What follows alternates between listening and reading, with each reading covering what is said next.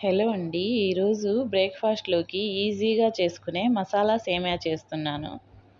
Stove మీద బాండీ పెట్టి 2 టేబుల్ స్పూన్ ఆయిల్ వేసి 1/2 కేజీ సేమియా వేసి గోల్డెన్ కలర్ వచ్చేదాకా వేయించి ప్లేట్లో తీసి పక్కన పెట్టుకోండి.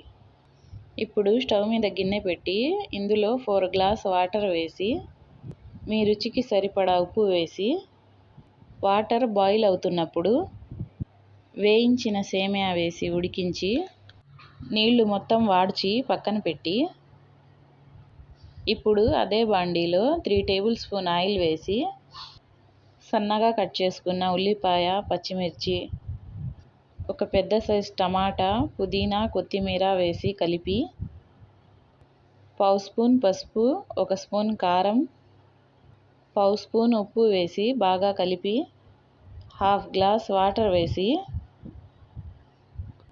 టమాటాలు మెత్తబడే వరకు ఉంచి ముందుగా ఉడికించిన సేమియా వేసి మొత్తం ఒకసారి బాగా కలిపి స్టవ్ ఆఫ్ చేసి ప్లేట్లో తీసుకోండి.